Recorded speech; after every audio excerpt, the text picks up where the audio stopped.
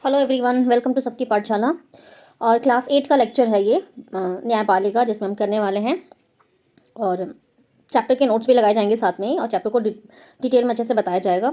तो चलो चैप्टर शुरू करते हैं। तो सबसे पहला है आपका न्यायपालिका की क्या भूमिका है। तो सबसे पहले हमें ये समझना होगा कि न्यायपालिका होती क्या है। ठीक है, तो पहले हमें ये चीज़ पढ़ा हुआ है कि जो सरकार होती है, जो गवर्नमेंट होती है, उनके 3 अंग होते हैं उसके। ठीक है, एक है आपका विधायिका, जिसे इंग्लिश में लेजिस्लेचर कहा जाता है।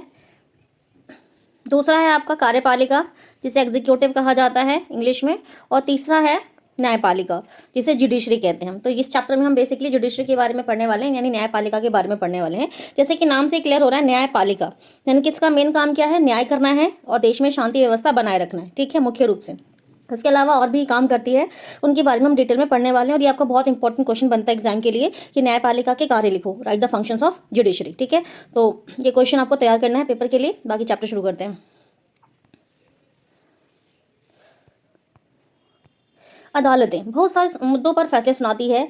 वे यह तय करती हैं कि शिक्षकों को विद्यार्थियों की पिटाई नहीं करनी चाहिए। इसके अलावा राज्यों के बीच में यदि कोई नदियों का विवाद होता है तो उसको सुलझाती है। इसके अलावा अपराधियों को सजा देने का काम भी करती है। न्यायपालिका के कामों को मोटे तौर पर हम निम्नलिखित वर्गों में बांटेंगे। तो सबसे पहला है आपका विवादों का निपटारा, यानी डिस्प्यूट रेजोल्यूशन। ठीक है, तो विवादों का निपटारा, अगर विवाद है, डिस्प्यूट है, तो उसको रिजॉल्व करने का काम कौन करता है, न्यायपालिका करती है, यानी जुडिशरी करती है। बिल्कुल ध्यान रखना है, वो विवाद जो है वो क्या क्या हो सकता है। तो नागरिकों का विवाद हो सकता है, यानी नॉर्मल लोग, सिटीजन जो, जैसे मान लो दो लोग आपस में लड़ रहे हैं, उनका किसी भी चीज़ के लिए विवाद हो सकता है। मान लो घर है, ठीक है, उसको लेकर के विवाद है, या कोई खेत है उसको लेकर के विवाद है, या कोई और मामला हो सकता है। ठीक है, इसके अलावा नागरिक व सरकार, अगर सरकार और नागरिक के बीच में कोई विवाद है, दो राज्य सरकारों के बीच में कोई विवाद है, मान लो जैसे मान लो हरियाणा की गवर्नमेंट या दिल्ली की गवर्नमेंट के बीच में कोई विवाद है, तो ये दो राज्य सरकारों के बीच का विवाद हो गया। या इसी तरीके से और भी किसी स्टेट के बीच में कोई विवाद हो सकता है। या फिर केंद्र व राज्य सरकार के बीच में पैदा होने वाले विवाद को सुलझाने का काम है, वो कौन करती है, न्यायपालिका करती है। ठीक है, तो ये पूरा आपको यहाँ से यहाँ तक इंपॉर्टेंट है, आपका पूरा ये पहले पॉइंट में आएगा। इसके अलावा दूसरा टॉपिक है आपका न्यायिक समीक्षा, जिसे हम बोलेंगे जुडिशियल रिव्यू इंग्लिश में। ठीक है, न्यायिक समीक्षा का मतलब क्या होता है, जुडिशियल रिव्यू। ठीक है, तो संविधान की व्याख्या का अधिकार मुख्य रूप से न्यायपालिका के पास है। मोस्ट इंपॉर्टेंट लाइन है, आपको याद रखना है कि जो संविधान है, जो हमारा कॉन्स्टिट्यूशन है, उसकी व्याख्या करने का अधिकार जो है वो न्यायपालिका को दिया गया है। इस नाते न्यायपालिका को ऐसा लगता है कि संसद द्वारा पारित किया गया कोई भी कानून संविधान के आधार वो ढांचे का उल्लंघन करता है, तो वह उस कानून को रद्द कर सकती है। इसे न्यायिक समीक्षा कहा जाता है। ठीक है, यानी कि अगर सरकार कोई भी कानून बनाती है और न्यायपालिका को लगता है कि जो कानून बनाया गया है वो संविधान के दायरे से बाहर है, तो ऐसी स्थिति में न्यायपालिका उस कानून को रद्द कर सकती है, और इसी को हम बोलते हैं न्यायिक समीक्षा, यानी फिर जुडिशियल रिव्यू। ठीक है, आई होप आपको समझ आ गया होगा। तीसरा है कानून की रक्षा, मौलिक अधिकारों का क्रियान्वयन। ठीक है, यानी कि upholding the law and enforcing the fundamental rights, ये आपका तीसरा पॉइंट है। तो अगर देश के किसी भी नागरिक को ऐसा लगता है कि उसके मौलिक अधिकार का उल्लंघन हुआ है, तो वह सर्वोच्च न्यायालय या उच्च न्यायालय में जा सकता है। ठीक है, ये आपको याद रखना है कि अगर किसी भी नागरिक को लगता है कि उसके मौलिक अधिकार का उल्लंघन हो रहा है, तो वो न्याय के लिए कहाँ पहुँच सकता है, सर्वोच्च न्यायालय यानी सुप्रीम कोर्ट, या फिर उच्च न्यायालय यानी हाई कोर्ट। ठीक है,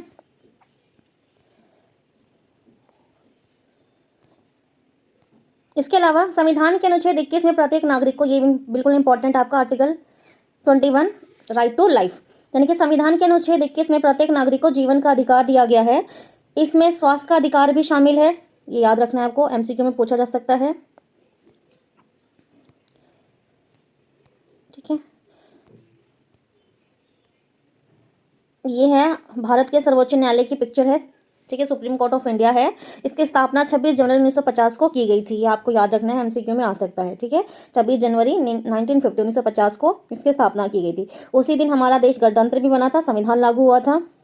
और पहले अपने पूर्ववर्ती फेडरल कोर्ट ऑफ इंडिया की भांति यह न्यायालय भी पहले संसद भवन के भीतर चैम्बर ऑफ प्रिंसेस में हुआ करता था। इसे 1958 में अलग इमारत में स्थानांतरित किया गया है, 1958 में। ठीक है, यानी अलग बिल्डिंग बनाई गई है न्यायपालिका की। अब है हमारा अगला टॉपिक, स्वतंत्र न्यायपालिका क्या है। ठीक है, यानी स्वतंत्र न्यायपालिका हम किसे कहते हैं। स्वतंत्र न्यायपालिका यानी इंडिपेंडेंट जुडिशरी क्या है। तो इस टॉपिक को समझने से पहले थोड़ा हम आगे पढ़ते हैं। मान लो, कल्पना कीजिए कि एक ताकतवर नेता ने आपके परिवार की ज़मीन पर कब्जा कर लिया है। आप एक ऐसी व्यवस्था में रहते हैं जहां नेता किसी न्यायपालिका को उसके पद न्यायाधीश मतलब जज, ठीक है, न्यायाधीश को उसके पद से हटा सकता है या उसका तबादला यानी ट्रांसफ़र कर सकता है।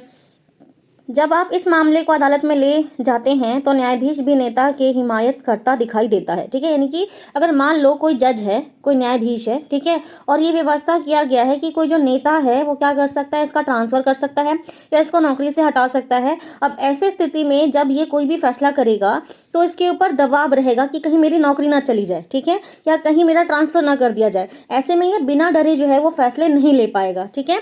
तो ऐसा ना हो इसलिए भारतीय संविधान में व्यवस्था किया गया है कि भारत की जो न्यायपालिका है वो कैसी होनी चाहिए, स्वतंत्र होनी चाहिए, यानी इंडिपेंडेंट होनी चाहिए, यानी कि उसके ऊपर किसी का भी दबाव नहीं होना चाहिए। नेताओं का न्यायाधीश पर जो नियंत्रण रहता है उसकी वजह से न्यायाधीश स्वतंत्र रूप से फैसले नहीं ले पाते हैं। स्वतंत्रता का यह अभाव न्यायाधीश को इस बात के लिए मजबूर कर देगा कि वह हमेशा नेता के ही पक्ष में फैसला सुनाए। हम ऐसा बहुत सारे किस्से जानते हैं जहां अमीर और ताकतवर लोगों ने न्यायिक प्रक्रिया को प्रभावित करने का प्रयास किया है, लेकिन भारतीय संविधान इस तरह की दखलंदाजी को स्वीकार नहीं करता है। इसलिए हमारे संविधान में न्यायपालिका को पूर्णतः स्वतंत्र रखा गया है। अभी मैंने आपको यही बात समझाई, ठीक है। और इसके लिए सबसे इंपॉर्टेंट जो चीज़ की गई है वो क्या गया, शक्तियों का बंटवारा, यानी कि जो विधायिका है, जो लेजिस्लेचर है, उसको उसका काम सौंपा गया है, जो कार्यपालिका है, जो एग्जीक्यूटिव है, उसको उसका काम सौंपा गया है, और जो न्यायपालिका है उसको उसका कार्य दिया गया है, ठीक है। यानी सबके क्या किए गए, काम बांट दिए गए हैं, ताकि देखो यहाँ लिखा हुआ है, ताकि विधायिका कार्यपालिका जैसी सरकार के अन्य शाखाएं न्यायपालिका के काम में दखल ना दें। अदालतें सरकार के अधीन नहीं हैं और ना ही वे सरकार की ओर से काम करती हैं, ठीक है। यानी कि जो जितने भी कोर्ट्स हैं वो सरकार के अधीन नहीं है, सरकार के अंडर नहीं है, और वो अपना काम जो है वो फ्रीली करती हैं, इंडिपेंडेंट करती हैं। शक्तियों के इस बंटवारे को दुरुस्त रखने के लिए यह भी महत्वपूर्ण है कि उच्च न्यायालय और सर्वोच्च न्यायालय के सभी न्यायाधीशों की नियुक्ति सरकार की अन्य शाखाओं का कोई दखल ना हो। इसलिए एक बार नियुक्त हो जाने के बाद न्यायाधीश को हटाना बहुत मुश्किल है, ठीक है। देखो, पहली व्यवस्था तो क्या किया गया है कि शक्तियों का बंटवारा किया गया है, ठीक है, यानी डिस्ट्रीब्यूशन ऑफ पावर किया गया है, ठीक है। यानी पहले हमने क्या कर दिया, डिस्ट्रीब्यूशन ऑफ पावर किया है, यानी शक्तियों का बंटवारा किया है, ठीक है। दूसरा क्या व्यवस्था किया गया है कि न्यायाधीश की नियुक्ति में सरकार की अन्य शाखाएं जो है वो दखल ना दें, ठीक है। दूसरा पॉइंट ये हो गया आपका। और तीसरा ये हो गया कि एक बार जब न्यायाधीश नियुक्त हो जाते हैं तो उन्हें हटाना आसान नहीं है, मुश्किल है, ठीक है। जब उन्हें हटाना मुश्किल होगा तो वो अपना काम क्या कर सकते हैं, बिना डरे, बिना किसी डर के आराम से कर सकते हैं, ठीक है, यानी स्वतंत्र फैसले दे सकते हैं। न्यायपालिका की यह स्वतंत्रता अदालतों को भारी ताकत देती है। इसके आधार पर विधायिका और कार्यपालिका द्वारा शक्तियों के दुरुपयोग को रोका जा सकता है, और न्यायपालिका देश के नागरिकों के मौलिक अधिकारों की रक्षा में अहम भूमिका निभाती है। ये आपको याद रखना है, ठीक है, क्योंकि अगर किसी को लगता है कि उसके अधिकार का उल्लंघन हो रहा है तो वो अदालत में जा सकता है, ठीक है, यानी न्याय की मांग कर सकता है। अब अगर हम बात करें भारत में अदालतों की संरचना, यानी कि structure of court in India, ठीक है, टॉपिक है आपका इंग्लिश में structure of court in India, ठीक है। तो सबसे नीचे आपका डिस्ट्रिक्ट कोर्ट होता है, सबसे नीचे डिस्ट्रिक्ट कोर्ट, ठीक है, जिसे हम बोलते हैं जिला न्यायालय। उसके ऊपर होता है हाई कोर्ट, हाई कोर्ट यानी उच्च न्यायालय, ठीक है। और सबसे ऊपर आपका सुप्रीम कोर्ट यानी सर्वोच्च न्यायालय, ठीक है। ये भारत में इस तरह की संरचना है, आपको याद रखना है, ठीक है।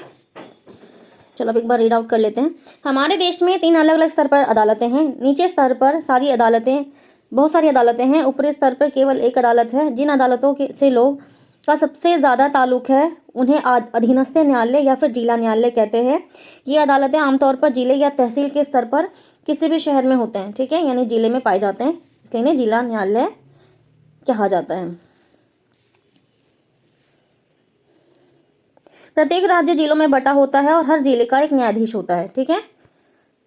प्रत्येक राज्य का एक उच्च न्यायालय है, ये याद रखना, हर एक राज्य में एक हाई कोर्ट है। ये अपने राज्य के सबसे ऊंची अदालत होते हैं, राज्य में सबसे ऊंचा जो है वो हाई कोर्ट होता है उस राज्य का। जैसे मान लो हम गुजरात की बात करें, ठीक है, तो गुजरात का जो गुजरात हाई कोर्ट होगा वो सबसे ऊपर होगा गुजरात के लिए, ठीक है। इस तरीके से हम बिहार की बात करें तो बिहार का जो हाई कोर्ट होगा यानी उच्च न्यायालय होगा वो सबसे ऊपर होगा बिहार के लिए, ठीक है। यानी हर राज्य में एक हाई कोर्ट होता है, ये याद रखना है आपको, ठीक है। इसके अलावा सर्वोच्च न्यायालय, सुप्रीम कोर्ट सबसे बड़ी अदालत है और ये नई दिल्ली में स्थित है, ये भी आपको याद रखना है। देश के मुख्य न्यायाधीश सर्वोच्च न्यायालय के मुखिया हैं, यानी जो देश के मुख्य न्यायाधीश होते हैं वो सर्वोच्च न्यायालय के मुखिया हैं यानी हेड हैं। सर्वोच्च न्यायालय के फैसले बाकी सारी अदालतों को मानना पड़ता है, ठीक है, क्योंकि सबसे ऊपर है तो सुप्रीम कोर्ट का जो भी फैसला होता है वो सभी अदालतों को मानना पड़ता है, ठीक है।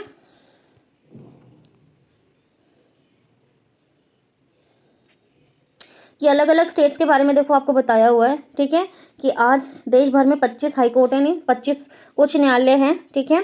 अब इसके अलावा पंजाब और हरियाणा का एक साझा हाई कोर्ट है, उच्च न्यायालय है जो है चंडीगढ़ में, ठीक है।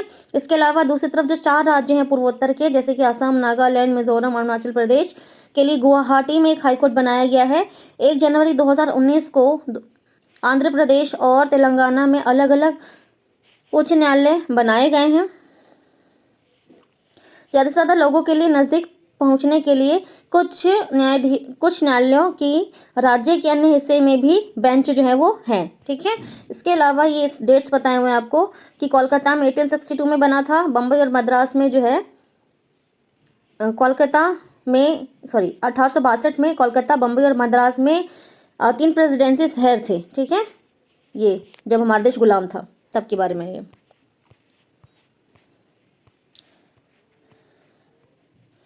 इसके अलावा भारत में जो है वो एकीकृत न्यायपालिका व्यवस्था है, एकीकृत न्यायिक व्यवस्था है। इसका मतलब यह है कि ऊपरी अदालत के फैसले जो है वो नीचे की अदालतें जो है वो मानेंगी, ठीक है। एकीकृत न्यायपालिका इसे बोलते हैं, ठीक है। भारत में जो है वो एकीकृत न्यायिक व्यवस्था है। इसका मतलब क्या है कि ऊपरी अदालत के फैसले जो है वो नीचे की अदालतों को मानना पड़ेगा, ठीक है। यानी कि अगर मान लो सुप्रीम कोर्ट ने कोई फैसला दिया है तो भारत के सभी कोर्ट्स को उस फैसले को मानना पड़ेगा, ठीक है। इस एकीकरण को समझने के लिए अपील की व्यवस्था को देखा जा सकता है। अगर किसी भी व्यक्ति को ऐसा लगता है कि निचली अदालत द्वारा दिया गया फैसला सही नहीं है तो वो उसे ऊपर की अदालत में अपील कर सकता है, ठीक है। यानी अपील अधिकार क्या है, देखो अगर मान लो कोई व्यक्ति है, ठीक है, वो डिस्ट्रिक्ट कोर्ट में गया यानी जिला न्यायालय में गया और वहाँ पर जो फैसला सुनाया गया उससे वो खुश नहीं है, तो ऐसे में ये कहाँ जाएगा, हाई कोर्ट में जाएगा, ठीक है। और हाई कोर्ट में भी मान लो कोई फैसला दिया गया है उससे ये संतुष्ट नहीं है तो कहाँ जाएगा, ये सुप्रीम कोर्ट में जाएगा, ठीक है। तो इस तरीके से क्या है वो न्याय प्राप्त करने के लिए आगे अपील कर सकता है, ठीक है। और जो सुप्रीम कोर्ट ने फैसला दिया वो तो सबसे ऊपर माना जाएगा, ठीक है, उसे स्वीकार करना ही पड़ेगा। इसे बोलते हैं अपीली अधिकार, राइट ऑफ अपील, ठीक है। अब एक स्टोरी है आपका यहाँ पर,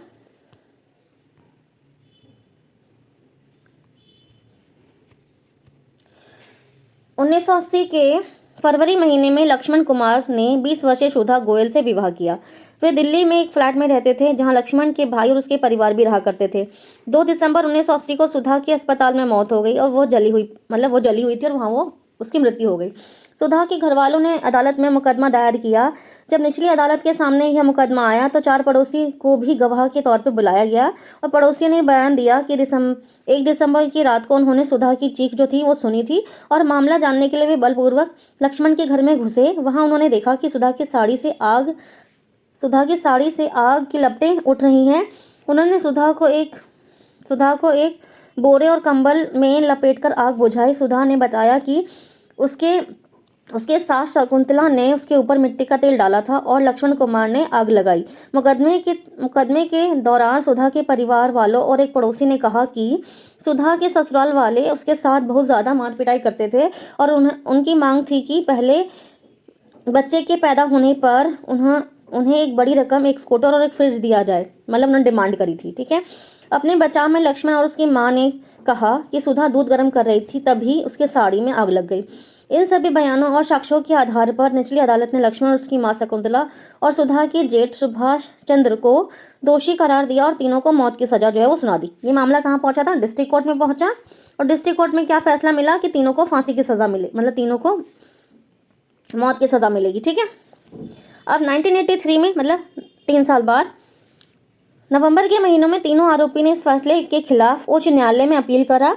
दोनों तरफ के वकीलों ने तर्क सुनाने के दोनों तरफ के वकील, मतलब एक तो सुधा के तरफ से, जो मतलब उसके मम्मी पापा ने जो केस करा होगा वो, और एक उसके ससुराल वालों की तरफ से जो है सुनवाई की गई। और सारे तर्क सुनने के बाद उच्च न्यायालय ने फैसला दिया कि सुधा की मौत एक दुर्घटना थी, वह मिट्टी के तेल से जलने वाले स्टोव से जली थी। अदालत ने लक्ष्मण, शकुंतला और सुभाष चंद्र तीनों को बरी कर दिया। ठीक है। अब देखो क्या होता है।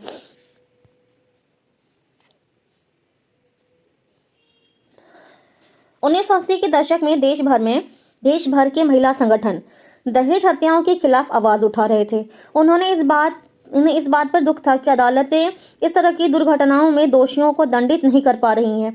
उच्च न्यायालय के उपरोक्त फैसले ने ऐसी जागरूक महिलाओं को काफी परेशान कर दिया और उन्होंने कई जगह धरने प्रदर्शन किए और उच्च न्यायालय के फैसले के खिलाफ सर्वोच्च न्यायालय में एक अपील दायर की। यह appeal Indian federation of women's lawyers नामक संगठन की तरफ से दायर किया गया था। अब जो मामला है सुधा के पेरेंट्स नहीं लेके गए हैं सुप्रीम कोर्ट में, कौन लेके गया है? एक ऑर्गेनाइजेशन लेके गई है जिसका नाम क्या? Indian federation of women's lawyers. ठीक है। अब 1985 में देखो क्या फैसला आता है। 1985 में सर्वोच्च न्यायालय लक्ष्मण और उसकी मां व भाई को बरी करने के फैसले के खिलाफ अपील पर सुनवाई शुरू कर दी। वकीलों के तर्क सुनने के बाद सर्वोच्च न्यायालय ने फैसला दिया कि वह उच्च न्यायालय के फैसले से अलग था। सर्वोच्च न्यायालय ने लक्ष्मण और उसकी मां को तो दोषी पाया, लेकिन सुभाष चंद्र को आरोप से बरी कर दिया क्योंकि उसके खिलाफ पर्याप्त सबूत नहीं थे। सर्वोच्च न्यायालय ने दोनों आरोपियों को उम्र कैद की सजा जो है वो सुनाई। ठीक है। तो ये अपील का प्रोसेस हमें दिखाया कि पहले डिस्ट्रिक्ट कोर्ट में, फिर हाई कोर्ट में, उसके बाद सुप्रीम कोर्ट में। नेक्स्ट टॉपिक है हमारा विधि व्यवस्था की विभिन्न शाखाएं कौन सी हैं, यानी कि जो डिफरेंट ब्रांचेस हैं वो कौन से हैं हमारे। तो 2 तरह के कानून हैं जो आपको समझना है यहाँ पर।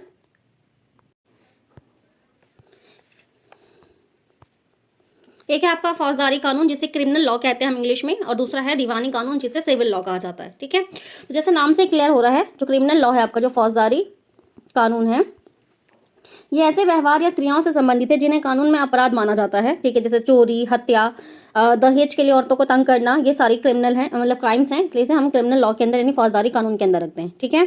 इसके अलावा इसमें सबसे पहले जो है वो FIR लिखी जाती है, यानी फर्स्ट इंफॉर्मेशन रिपोर्ट जो है वो दर्ज किया जाता है। इसके बाद पुलिस जो है वो अपराध की जाँच करती है और अदालत में केस जो है वो फाइल किया जाता है। तीसरा पॉइंट कहता है अगर व्यक्ति दोषी पाया जाता है तो उसे जेल भेजा जाता है, मतलब भेजा जा सकता है, और उस पर जुर्माना भी लगाया जा सकता है। ठीक है।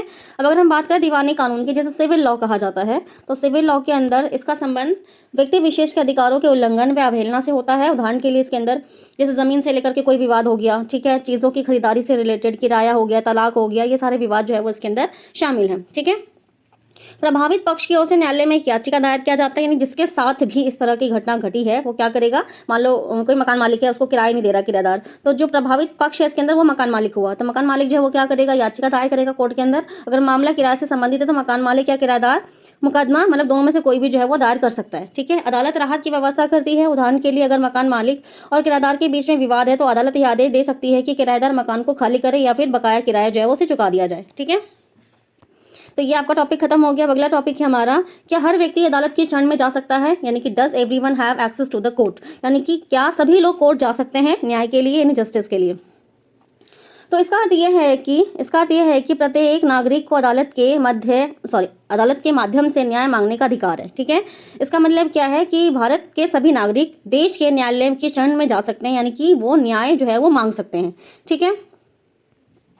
अगर किसी भी नागरिक को लगता है कि उसके किसी मौलिक अधिकारों का उल्लंघन हो रहा है तो वह न्याय के लिए अदालत में जा सकता है। अदालत की सेवाएं सभी के लिए उपलब्ध हैं, लेकिन वास्तव में गरीबों के लिए अदालत में जाना काफ़ी मुश्किल साबित होता है। कानूनी प्रक्रिया में ना केवल काफ़ी पैसा लगता है और कागजी कार्रवाई की जरूरत पड़ती है, बल्कि उसमें समय भी बहुत ज़्यादा लगता है। ठीक है। यानी 3 समस्याएं क्या क्या है, सभी व्यक्ति तो जा सकते हैं कोर्ट, लेकिन प्रॉब्लम क्या है कि कानूनी प्रक्रिया में बहुत सारा पैसा लगता है। ठीक है। कागजी कार्रवाई होती है और समय भी बहुत ज़्यादा लगता है। ठीक है। तो इसलिए लोग जो है वो क्या करते हैं, कोर्ट में जाने से बचते हैं, या उन्हें लगता है कि कोर्ट के झमेले में पड़ने से हमारा समय और पैसा दोनों जो है वो क्या होगा, बर्बाद होगा।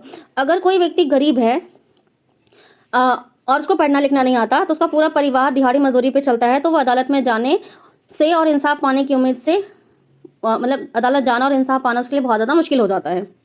इसी बात को ध्यान में रखते हुए 1980 के दशक में सर्वोच्च न्यायालय ने जनहित याचिका PIL, जिसे जनहित याचिका कहते हैं, इसका फुल फॉर्म याद रखना, और 1980 में ये शुरू हुआ था, व्यवस्था की है कि सर्वोच्च न्यायालय ने न्याय तक ज़्यादा से ज़्यादा लोगों को पहुँच स्थापित करने के लिए प्रयास किया है। ठीक है, वैसा क्यों किया है? ताकि ज़्यादा से ज़्यादा लोग जो है वो कोर्ट पहुँचे और न्याय प्राप्त कर सकें। न्यायालय ने किसी भी व्यक्ति या संस्था को ऐसे लोगों की ओर से जनहित याचिका दायर करने का अधिकार दिया है जिनके अधिकारों का उल्लंघन हुआ है। ठीक है, नहीं, इस जो जनहित याचिका है, जो पील है, उसके अंदर क्या व्यवस्था किया गया है कि कोई भी व्यक्ति या संस्था ऐसे व्यक्ति की तरफ से याचिका दायर कर सकता है जिसके अधिकारों का उल्लंघन हुआ है। इसका मतलब क्या है? मान लो ये व्यक्ति है एक, ठीक है, यहाँ पर एक व्यक्ति है कोई, या कोई संस्था, मान चलो व्यक्ति ले लेते हैं, इसके मौलिक अधिकार का उल्लंघन हो रहा है। मान लो इसकी उम्र 14 साल से कम है और ये किसी फैक्ट्री में काम करता है। ठीक है, तो इसके मौलिक अधिकार का उल्लंघन हो रहा है, तो ये खुद नहीं जाएगा कोर्ट, इसकी तरफ से कौन याचिका दायर कर रहा है? ये। ठीक है, तो इसी को क्या बोला जाता है? जनहित याचिका। ठीक है, यानी कि जरूरी नहीं कि वो एक अकेला व्यक्ति दायर करे, व्यक्तियों का समूह कर सकता है, या कोई संस्था कर सकती है, कोई ऑर्गेनाइजेशन कर सकती है। बस आपको ये ध्यान रखना है।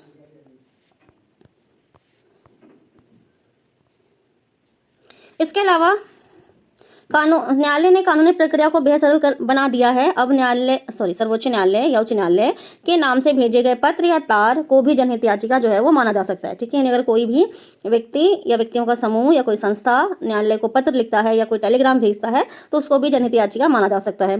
शुरुआती सालों में जनहित याचिका के माध्यम से बहुत सारे मुद्दों पर लोगों ने न्याय जो है दिलाया गया था। बंधुआ मजदूरी को अमानवीय श्रम से मुक्ति दिलाने और बिहार में सजा काटने के बाद भी रिहा नहीं हुए कैदियों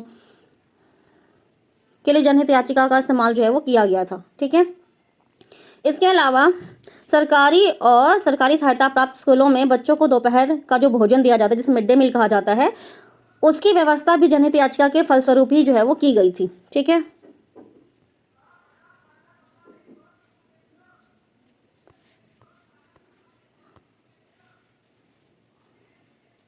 आम आदमी के लिए अदालत तक पहुंचना ही न्याय तक पहुंचना होता है। अदालतें नागरिकों के मौलिक अधिकारों की व्याख्या करने में अहम भूमिका निभाती है। याद रखना है कि जो अदालत है, जो कोर्ट्स हैं, वो क्या करती हैं?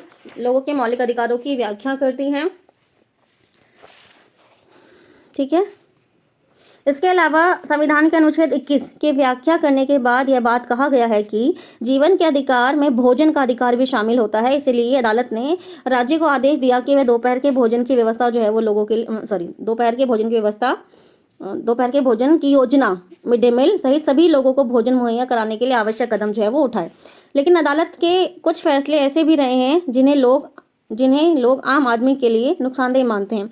उदाहरण के लिए गरीबों के आवास अधिकार जैसे मुद्दों पर काम करने वाले कार्यकर्ता का मानना है कि बस्तियां, झुग्गी झोपड़ियों को बेदखल करने के बारे में अदालत द्वारा दिए गए हाल के फैसले पुराने फैसले के विरुद्ध हैं। हाल के फैसलों में झुग्गी वासियों को शहर में घुसपैठी की तरह देखा जा रहा है, जबकि पहले वाले फैसलों में, जो कि 1985 में ओल्गा टेलिस बनाम बम्बई नगर निगम के मुकदमे में दिया गया था, में झुग्गी वासियों की आजीविका बचाने का प्रयास किया गया था। ठीक है, यानी कि हम ये समझते हैं कि कई बार जो न्यायालय के फैसले हैं वो मतलब लोगों को लगता है कि वो हमारे हित में नहीं है।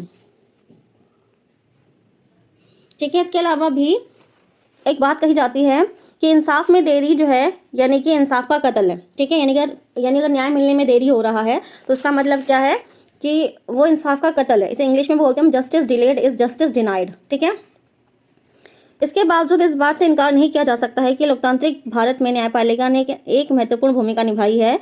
अगर आपसे पूछा जाता है कि न्यायपालिका की भूमिका क्या है तो उसमें आप लिख सकते हो, न्यायपालिका ने कार्यपालिका और विधायिका की शक्तियों पर अंकुश लगाया है और नागरिकों के अधिकारों की रक्षा की है। संविधान सभा के सदस्यों ने एक ऐसी न्यायपालिका का बिल्कुल सही सपना देखा था जो पूरी तरह से स्वतंत्र है, और यह है हमारे लोकतंत्र की एक बुनियादी पहलू है। ठीक है, कि हमारा जो हमारा न्यायपालिका वो क्या है? स्वतंत्र न्यायपालिका है। ठीक है, यहाँ आपका चैप्टर खत्म होता है। एक एक चीज़ जो है वो चैप्टर में डिस्कस कर ली गई है, तो आप पहले चैप्टर अच्छे से समझो ताकि जो भी क्वेश्चन आए आप उनको ईजिली जो है वो कर सको।